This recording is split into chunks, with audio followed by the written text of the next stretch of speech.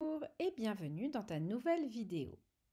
Dans cette vidéo, je vais t'accompagner pour réaliser l'activité numéro 1, page 19 de ton module 7. C'est une activité de mathématiques. Pour commencer, j'aimerais que tu prennes un crayon à papier et une gomme. Tu vas faire une petite dictée de nombres. Mais attention, je ne vais pas te dicter les nombres.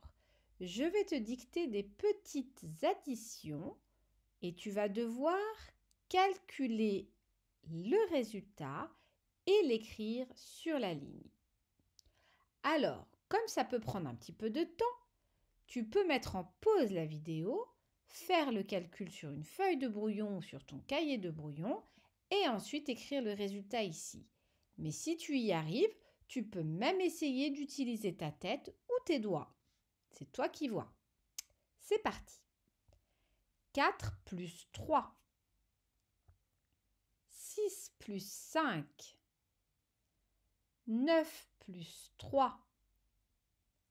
10 plus 5. 6 plus 6. Voilà.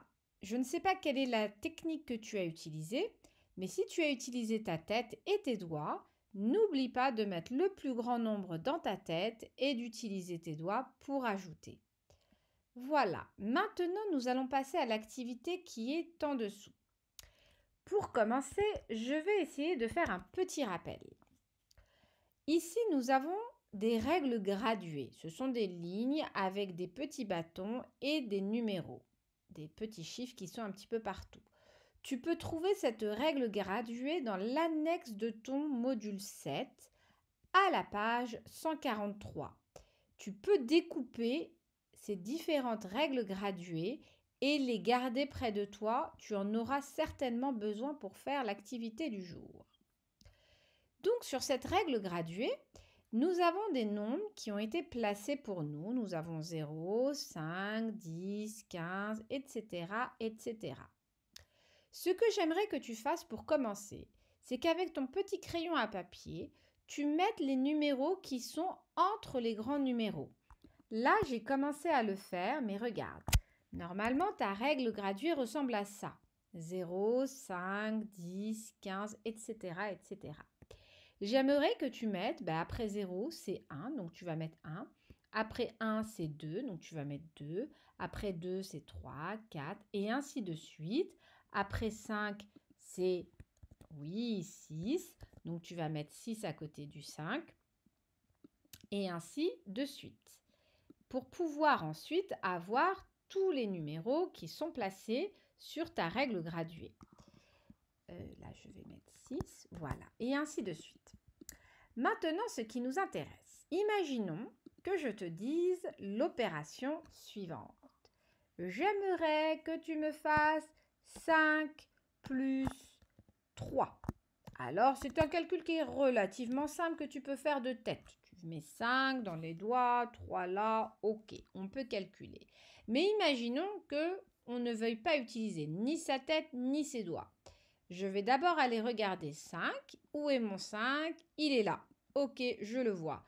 Et ensuite, je veux rajouter 3. Ça veut donc dire que mon point de départ, c'est 5. Et je vais faire 3 petits sauts. 1, 2, 3.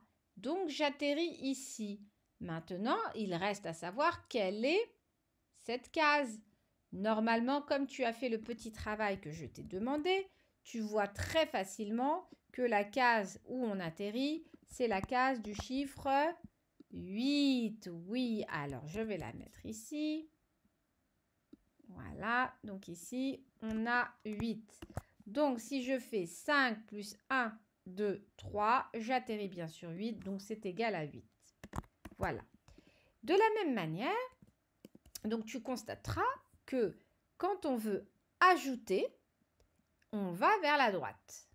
On va vers la droite. Si je fais par exemple 25 plus 1, je saute d'un et j'atterris ici, c'est donc 26.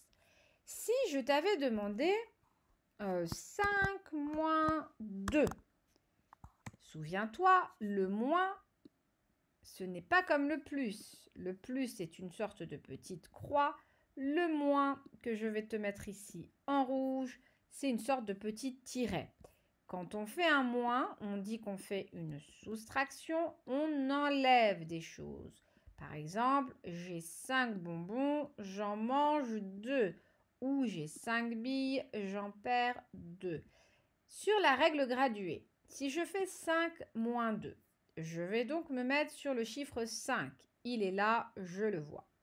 Si je veux enlever 2, d'après toi, est-ce que je vais aller vers la droite, sauter comme on l'a fait tout à l'heure pour le plus, ou est-ce que je vais dans un autre sens? Oui, je vais dans l'autre sens. Donc le 5, il est là. Je vais donc sauter de 2 ponts.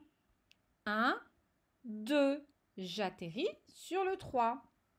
Donc 5 moins 2 est égal à 3.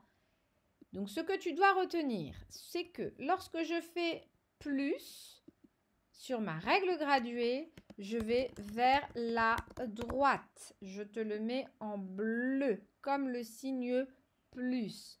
En revanche, si je fais moins, comme dans 5 moins 3, je vais vers la gauche, comme pour mon signe moins ici, j'ai été vers la gauche. Il va falloir pour cette activité que tu fasses la même chose. Donc, reprends ton module 7 à la page 19. Ici, on a un petit garçon qui s'appelle Pablo et un autre petit garçon qui s'appelle Louis. Pour chacun de ces garçons, on a mis un certain nombre d'opérations. Une opération, ce sont des calculs avec des plus ou avec des moins. Il va falloir, pour chacun de ces calculs, que tu mettes la bonne case sur laquelle tu atterris et donc le bon nombre. Par exemple, si je prends 20 plus 4, je vais donc retourner sur ma petite règle graduée. 20, il est ici. Je dois faire plus 4. Je fais donc combien de sauts? J'en fais 4.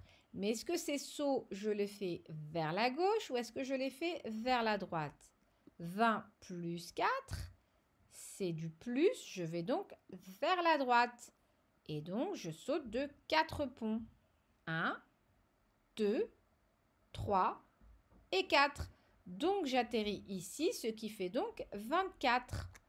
Si je reviens sur mon activité et que je fais par exemple 20 moins quelque chose est égal à 15, il faut ici que je devine combien j'ai dû enlever à 20 pour arriver à 15. Eh bien, je fais la même chose. Je retourne sur ma règle graduée. Je dois faire 20 moins quelque chose. Est-ce que le moins, c'est vers la droite ou vers la gauche? C'est vers la gauche. Donc, je suis à 20 et je recule de 1, 2, 3, 4, 5. Pour arriver à 15, j'ai dû enlever 5. Donc, la réponse sur mon activité, ici, c'est 20 moins 5 est égal à 15. Donc, il faut que tu puisses faire la même chose pour chacune de ces opérations. Ensuite, pour l'activité en dessous, on te demande de colorier les cases d'arrivée et de compléter la grille. Par exemple, j'ai ici une première bande numérique avec des nombres, donc 29, 30, 31, etc. etc. On voudrait savoir combien font 31 plus 4. Je suis donc sur la case 31 et je dois avancer de 4 cases. 1, 2, 3 et 4. Donc j'atterris sur cette case-là. Et ainsi de suite pour tout le reste de l'activité.